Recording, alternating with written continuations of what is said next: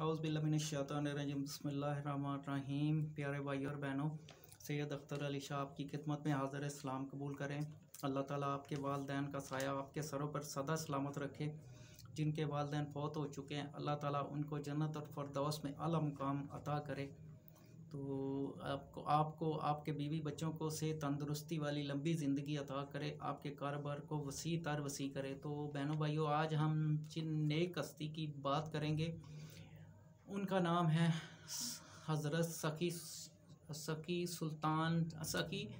हज़रत सुल्तान सकी सरवर अल मरूफ लाला वाली सरकार।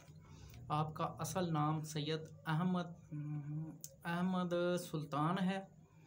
सकी सरवर आपको इस वजह से कहा जाता है कि जो भी आपके पास मरीद आता था वो आप सब कुछ उसको दे देते, लोगों में तकसीम कर देते थे। वो खाली हाथ आपसे कभी भी वापस नहीं जाता था आपके पास से।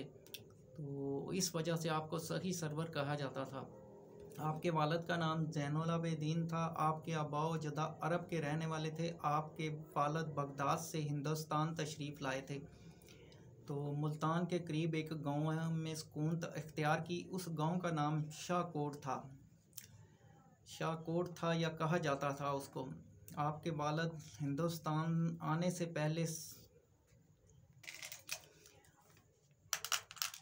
पहले जो है ना, आपके वालिद 22 साल तक रोज़ा रसूल की खिदमत करते रहे थे। एक रोज़ आका दो जहां ने आलम ख्वाब में आपके वालिद को हिंदुस्तान जाने का हुक्म दिया। आपने फ़ौरन अमल किया और सफ़र की तैयारी की और मुल्तान के करीब गांव शाहकोट तशरीफ़ ले आए। ये सन 520 हिजरी 1126 ईस्वी का वाक़या है। आपके वालिद सैयद ज़ैनुल आबिदीन हर वक्त इबादत इलाही में मशगूल रहते थे और गुज़र औक़ात के लिए ज़राअत खेती बाड़ी के अलावा आपने भेड़ बकरियां भी पाल रखी थी। हिंदुस्तान आए 2 साल गुज़रे थे कि आपकी बीबी एमना या आमना, दो नाम थे। एमना भी कोई कहा जाता है तो आमना भी कहा जाता है, वफ़ात पा गई। इनके वतन से आपके 3 लड़के हज़रत सुल्तान कैसर, हज़रत सैयद महमूद, हज़रत सैयद सुगरा थे। शाहकोट का नंबरदार आपका मुरीद था। उसने अपनी खोखर बरादरी से मशवरा करके अपनी बड़ी बेटी का निकाह सैयद ज़ैनुल आबिदीन से कर दिया। उनकी बेटी का नाम आयशा था। हज़रत सैयद अहमद सुल्तान सन 524 हिजरी 1130 में पैदा हुए, जिनको सही सरवर कहा जाता है।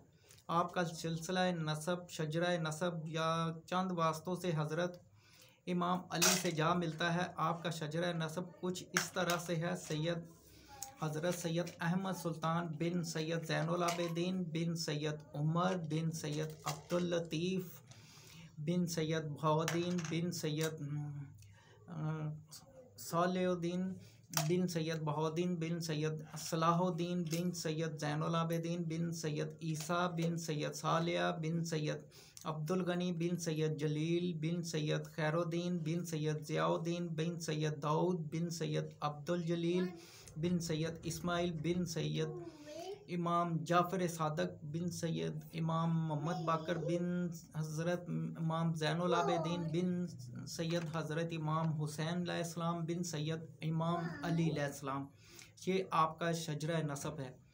आप बचपन ही से ज़हीन और नरम दिल थे। अक्सर औक़ात आप वालिद से शरई मसले पर सीखते थे। उन दिनों लाहौर में मौलाना मोहम्मद इसाक़ का बहुत चर्चा था, तो आपको ज़ाहरी इल्म के लिए लाहौर भेजा गया। आप मौलाना के प्यार और मोहब्बत एक मुकम्मल आलम दीन बन गए। इल्म हासिल करके वापस आकर बाप का हाथ बटाना शुरू कर दिया, लेकिन ज़्यादा वक्त याद इलाही में गुजारते थे। ज़ाहरी इल्म के बाद आपको बातनी इल्म का शौक़ पैदा हो गया। आपके वालिद ने देखा तो अपने बेटे की तरबियत इस तरह से करने लगे कि जैसे मुर्शद मुरीद की करता है। तो आपके वालिद सन 535 हिजरी 1141 में आपके वालिद जो है ना वो वफ़ात पा गया और उनको शाहकोट में ही दफन किया गया। फिर आपके खालाजाद जो भाई है ना, उन्होंने आपको जो ज़मीन सी ना वो बंजर ज़मीन आपको दे दी, तो जो ज़रखेज़ ज़मीन सी वो खुद रख ली। इनको आपको ना तंग करना शुरू कर दिया। तो इस तरह बहुत ज़्यादा आपको तंग किया उन्होंने, वो आपसे बहुत जलते थे।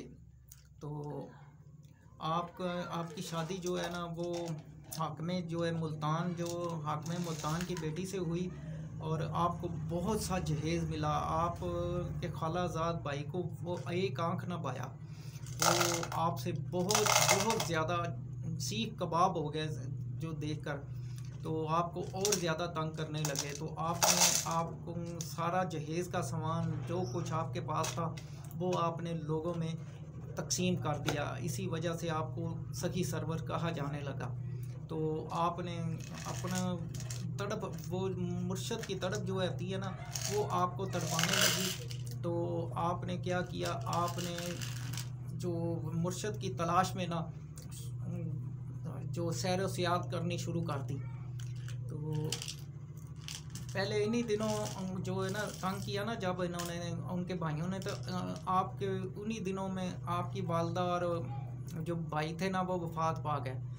तो फिर आपको मुर्शद पकड़ने की फ़िक्र दिन रात तड़पाने लगी। इसी राह की तलाश में आप इराक़ गए और वहाँ पर 3 सिलसिलों से आप फैज़ याब हुए। चिश्ती, सहरवर्दी और कादरी सिलसिले से आपने फैज़ हासिल किया। आप शेख अब्दुल कादिर जिलानी की खिदमत में भी हाज़िर रहे। इराक़ से वापस आकर कुछ दिन लाहौर क़याम किया। फिर आप वज़ीराबाद दरियाए चनाब के किनारे याद इलाही में मशगूल हो गए। चंद ही दिनों बाद आपकी शोहरत दूर तक फैल गई। हर वक्त लोगों का हजूम आपके पास रहने लगा।